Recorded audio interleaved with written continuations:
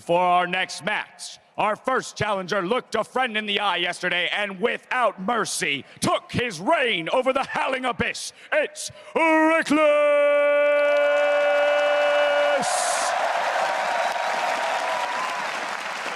And his opponent, in a battle of top laners, he flipped the tables and with the help of a turret, executed a successful 2v1.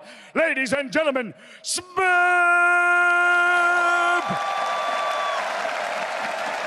Lock and load, gentlemen. Let's have at it. This is one I'm really excited for. I think this might be kind of the highlight of the day here because everyone is kind of expecting LCK to win a lot of things, and they've already kind of been smashing in Summoner's Rift. So this is a time where a Western player could take down Smeb and maybe go all the way. Yeah, this is the kind of our last hope. Aside from maybe Expect as well. Yeah. Rekkles definitely needs to perform playing versus Smeb. I think the combined fan following from these guys as well probably is like the most hype match. There is Martha Prayer later, but let's look at their stats here.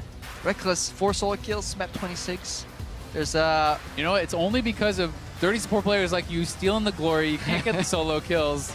He's about to get it. You shield him. You take it away. I mean, Rekkles is really good at not dying to the point where it became a meme. Yeah. So maybe that helps him in the 1v1. But in the solo kill department, he's definitely lacking. Maybe we give it to Smeb for that reason.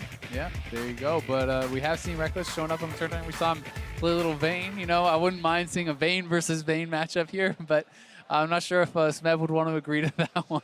Vayne versus Vayne is kind of only fun if they run, for me, if they run Flash. Yeah. Because you get the E Flash and you can change the angle while you buffer the E, but I don't think that's really going to happen. No, neither will. Because Exhaust versus Exhaust Vayne is like, it sounds good on paper, but it gets boring really quick. Yeah, that's true if it just becomes a farm fest. But Smeb, we've seen a lot of people running the Darius. We saw it inspired Yankos to varying success there. But, you know, that has been pretty popular, and he could ban out some of the kind of safer AD carries and just go Darius again. We'll see if Rekkles is kind of expecting that has some other types of champions prepared, or if he just has another AD carry prepared, because you can't ban out all of them, especially if Rekkles is not going to ban any himself. Yeah, definitely so. Kind of is a joint effort here. Ryze, Cassiopeia, Rengar banned out by Rekkles. Yeah, so just want to get caught in all in, it seems. Draven is still available for now. Lucian is going to be available. We have seen Kalista sometimes Quinn. So there's a lot of AD carry options here. And there are also 2 champions that are very kind of Rekkles-centric. Yeah, at All-Stars he's played an abundance of kind of cannon. Oh, insta-lock. Ooh, the insta-lock. Smeb just forgets the fact that there's a screen right there, buddy. Like above you. Yeah, Rekkles can just look over and be like, oh, I guess I'll play Nessus. But he's not looking up. Let's follow those eyes. Yeah. He's so focused. See, that's the problem. Sometimes Zell, you got to step back and look at the bigger picture. Smell the flowers. Yep. Look at the giant screen. Yeah, literally. Counterpick. Literally the bigger picture. Yeah. He's thinking like, I don't know, what is Smeb going to play here? I wonder if he might be playing LeBlanc here. Might have to go for a safe AD carry. Ends up in a pretty poor matchup, I feel. Yeah, I think he probably has to take barrier and try to play this a little bit more defensive. I don't think you want to kind of opt into the Ignite and that sort of all-in fight. There's no sustained like advantage either. Like, it's not like LeBlanc's going to regen a lot. I think the barrier exhaust is something that sounds definitely like what you're saying. Also very predictable. The damage output from LeBlanc is very like burst-centric. It's super predictable now, especially with the change, right? You literally see the circle around your character filling up, and it's like, oh, he might do some damage now. I wonder what's coming here. 3 chains. All right, focus on the eyes. Rekkles is ready. Smeb seems quite relaxed. Yeah, he does, and it's something where a lot of these really good Korean players like on the ladder, they actually play a lot of different roles. So even though he is a top laner, it doesn't mean that he doesn't have other champions in his wheelhouse, right? Faker obviously famously plays a ton of Phil, and Solo Q has reached the top of ladder just playing Phil and playing different roles. And Smeb is another guy who was top of Korean Challenger and obviously can play a lot of different champions, not just the ones he showcases in competitive. Also, he has to play different styles. Top lane meta has evolved from kind of a bruiser meta into a tank meta later. There are distinguishes. Yeah, standard Ezreal versus LeBlanc top matchup. Yeah, super standard. Lots of reps in on that. There actually has been a time where LeBlanc was played in top lane. It's kind of this AD hybrid top. I'm sure they've all played Ezreal. It's not that hard of a champion. Even I can play Ezreal. Just not that well. Yeah. I mean, you can play it. I'm physically able to select the champion. All right, let's dive into Runes of Masteries real quick, guys. There's armor on the yellows for Smeb, and the rest is just raw AP. So that's 26 ability power right there and raw magic pen. So Smeb is as all-in can get. Masteries as well.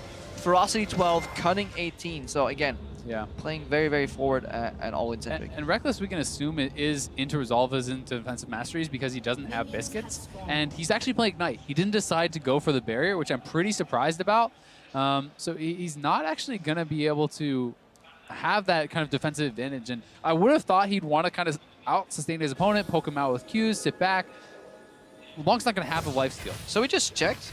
Barring any errors in the research and my spelling, Rekkles is running 12-18. Okay, so that's very aggressive, actually, especially in addition to that Ignite.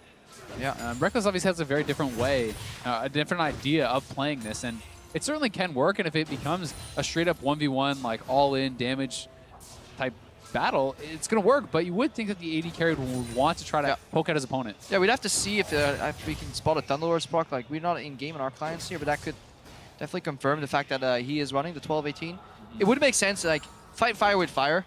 You don't need to go for the sustained kind of play style in terms of minion push, because you're going to be generating that anyway stylistically, champ versus champ, so you may just want to be able to punish him after a bad trade, but that damage right there. Speaking of bad trades, I mean, that's the thing, and it gets pretty scary. If that W connects, that's pretty brutal, right? So that's 2 mistakes from Rekkles already. He walks up in clear path with no minion blocking the potential counter chain, and then he doesn't land the Q as Smeb dashes in because he's a bit too slow. Yeah, the chain is really what it's about. You can't allow yourself to get that full chain because the chain itself will proc the passive, and in goes Smeb. I think he wants the all-in. Oh, that was well played by Rekkles. He steps forward because he knows the chain would otherwise hit him, trying to hide in the creeps. Yeah, that was really close. And it's a trade of summoner spells 1-for-1. It's the exhaust for the ignite. So Smeb does still have his aggressive summoner, and Rekkles does have the defensive one. Yeah, definitely so. But exhaust is just so valuable here versus LeBlanc if she ever dashed in. Again, she's super telegraphed. Yep. Rekkles also did use his potion there, so doesn't have that available. Smeb is holding on to his. We may see him pop that if he does want to go for the all-in. It could actually be kind of what gives that away. Definitely, but Rekkles on first base definitely wants to pick up a null magic mantle. Just get that somewhere in, because again, it works against the ability so well. A couple of extra points in MR, just having you survive, and then later on your attack speed will give you much more value in extended trades. Yeah, I agree. It'll be interesting to see if he does like to do that, though, over the double Dorans, which seems like pretty much everyone goes for. Yeah, we haven't seen too many people elect for those kind of more pure defense options. And maybe Rekkles will be the one to kind of break the mold there. Yeah, you will get a minor CS lead here, barring any issues. He is an AD carry. They can lost it on their turret. Doesn't have his support to help him, though. Aha. Even better. No support to screw up that CS. Can I get the cannon relic stack, please? Oops. My bad. Running around runes. Happens. All right, Smeb is going for a freeze, I think. Nope. Actually, he wants to balance down. That's interesting. He just wants to be able to bounce the passive, but he actually proc the passive on the cannon and then used the Q on it, so it didn't bounce everything. So he did kind of mess that up, and as a result, not going to push it quite as fast, but I don't know if it really would have made a difference as far as minions denied. I don't think so. No, I wouldn't. Might be able to stop the base, though. Does he want to?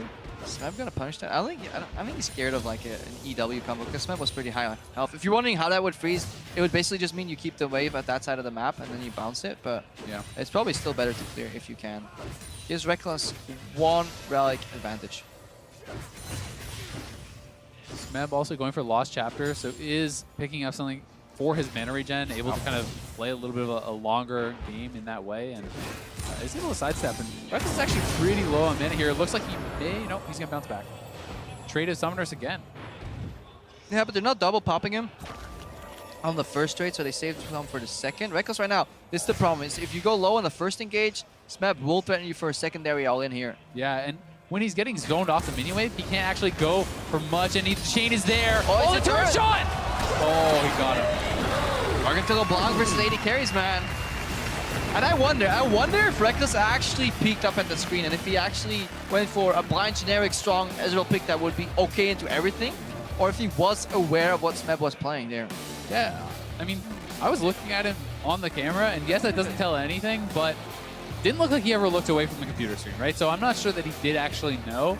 He may have been told by Smeb for all we know, right? He may have been fully aware of it and confident in his abilities, but I can't believe we were like just encouraging ghosting. Here, the final trade again, Smeb holding E. So that's the problem with Ezreal as well. You can't because your gap closer is that slow, and it's at that moment Rekkles knew. Yeah, and especially with all the effort he put into this, right? Yeah. But I have to say I do think that the more defensive masteries, the barrier might have been more effective in this matchup because Agree. he couldn't actually be in position to even fight the wave once he gets chunked out once. Yeah, why ignite for burst when you can barrier to survive the burst longer, then fight it out? Obviously, crowd applauding them as they go off stage. And to finish up down that point, the problem with Ezreal into LeBlanc is because your gap closer isn't instant. There's like a front-loaded animation on the arcane shift.